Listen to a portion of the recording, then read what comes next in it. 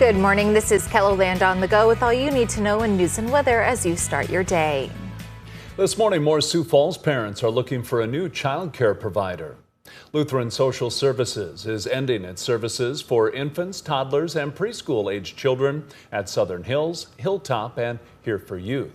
In a news release, the LSS president and CEO said they are discontinuing the child care services due to financial challenges. The organization has been in communication with other local child care providers to help families find alternative options. One of those providers is the Boys and Girls Clubs of the Sioux Empire. CEO Stacy Jones says as of yesterday morning, they had availability for about 50 kids. This is a challenging time, but we really want to try to help as many people as we can. Unfortunately, this has happened in our community before, so we've learned how to be really flexible when these things happen and what we can do for families and staff in order to make it work to help as many people as possible. Jones says they have employment opportunities for any LSS staff members impacted by the closure. The last day of the early child care programs at Lutheran Social Services is August 16th. Present day staffing and safety in the South Dakota State Department of Corrections each had the attention of lawmakers and DOC officials in Pierre on Tuesday. A new men's prison is planned for Lincoln County between Harrisburg and Canton. The authorization to build the prison and to spend the money has not happened. That will also, I assume, be brought forward next year. They're nodding. That's the plan. This chart from the state shows how security staff vacancies have fluctuated in recent years. While there were peaks in December of 2022 and June and October of 23, as of this June, there were only 78, a relative low point. Now let's get a check of today's forecast with meteorologist Scott Munt. Could see some storms today, Scott. Yeah, we're looking at all modes of severe weather along with those storms. Starting to see that develop in north central South Dakota during the morning hours. Things will move to the east and southeast during the late morning and into the afternoon. There is an enhanced risk for severe weather in southeastern KELOLAND for today. Damaging wind being the main threat, but again, all modes of severe weather will be possible. Temperatures today will reach the 80s and 90s. Brian will have more details on your forecast coming up. Thank you, Scott. A storm system ripped through both Winter and Vermilion Monday night, leaving a hefty mark on both towns. Strong winds uprooted trees as well as damaged buildings and vehicles in Vermilion. Now residents are spending the next few days cleaning up. The city's really good about taking care of anything we have out in the boulevard. If we put it out toward the street, the city will pick that up for us, but some of the branches are too big to get there. One of the homeowners we talked with says it could take up to 2 weeks to clear the trees from their property. When the storms rolled through the city of Winter, they left behind a wake of damage. The high school football team huddled up and decided to tackle some of the cleanup. Just so much damage, so many trees everywhere. We just kind of talked about it as a coaching staff, and we had camp in the morning, and we decided we were going to cut that a little short and get kids out here. The football players hauled tree branches and stumps to the curb for about 6 hours so the city could drive by with a loader and pick them up. Well, we all remember the mosquito takeover from a few weeks ago, and lately you may have noticed an influx in dragonflies. The insects help the environment as well as eat mosquitoes and mostly keep to themselves. Dragonflies don't care about people. They are not an insect that enters our homes on purpose. Like, they do not feed or reproduce indoors.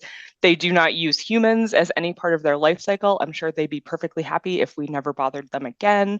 So yeah, they're not something that's going to be coming to you the same way like a mosquito is. Dragonflies can eat hundreds of mosquitoes in a single day, and they can fly 30 miles per hour. That's a look at some of our top stories. Now let's get one last look at your weather with meteorologist Brian Karstens. Brian? All right, watching that weather today. The picture here as of 7 this morning, we've had thunderstorms up in the north central near Eagle Butte. We're keeping a close eye on all of that activity extending into North Dakota. This is kind of the sprouting area of thunderstorms, and obviously our severe weather outlook today and early this evening is going to include these pockets of straight line winds. That's the primary threat. with any bow echoes. Those are basically damaging wind swaths that can develop and really tap into all this heat and humidity. And those structures, I think, will be around on, well, at least in eastern KELOLAND. Now, in addition to the wind, we probably will have some hail. Initially, probably in the first few hours of development, there'll be some pockets of 2-inch diameter hail possible. Can't rule out a tornado here and there, but heavy rain is also a big threat with urban runoff. It wouldn't take much to get a couple of inches of rain with some of these bigger storms.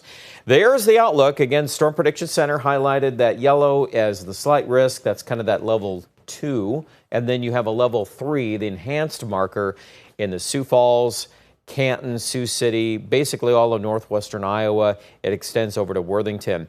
And the thinking when this was drawn up is that the bowing structure would come out of the northwest, and then as it approaches Sioux Falls, it would get more organized and then head this direction. I still think that's probably the most likely scenario. We can't discount some of these storms, though, moving and clipping right through Aberdeen in the northeast. You can see these flare-ups occurring between now and midday. And then, obviously, these storms that are going on there northwest of Sioux Falls, we're kind of interested to see what kind of a right turn they'll make. And, you know, the pacing on that, you know, sometimes when storms get rolling, you know, they can start accelerating a little faster than the timeline suggests. So my thoughts are in Sioux Falls after 2 o'clock is when we're, you know, up for business here. It could be delayed, but it's obviously a window of time where, you know, depending on where you're at, what you've got going on today on your plans, make sure that you have a plan in place here, you know, knowing what you're going to do if those storms do approach from the northwest, because obviously the weather will turn quickly. There's a look, too, by 5 o'clock. You can still see that threat there is clearly shifting here into southeastern KELOLAND at that point, but a big chunk of Minnesota, too, dealing with these bigger storm threats. So obviously we'll be on air and online all day as the weather warrants, and make sure that you're plugged in on the forecast. Okay, well, let's jump into our forecast details. We're still calling for some low 90s ahead of the storms around Sioux Falls and Yankton. We still think 80s are pretty likely to the west. Your local hourly temperatures will be affected by these storms, so make sure you're well aware of that. The north central and the northeast will be most prone to that. Also, Rapid City is going to catch this northwest wind today, and it's not nearly as hot. It's closer to 89. Tonight, the storm threat will migrate into Minnesota and Iowa, so the overnight, I expect things to really quiet down and calm down quite a bit. Tomorrow, storm threat is pretty minimal. I really think a lot of this will be shifting east of us, even that 40%. I'm tempted to kind of take that out there and just confine it to mainly tonight's forecast. After that, Friday, Saturday, Sunday, we're into the upper 80s.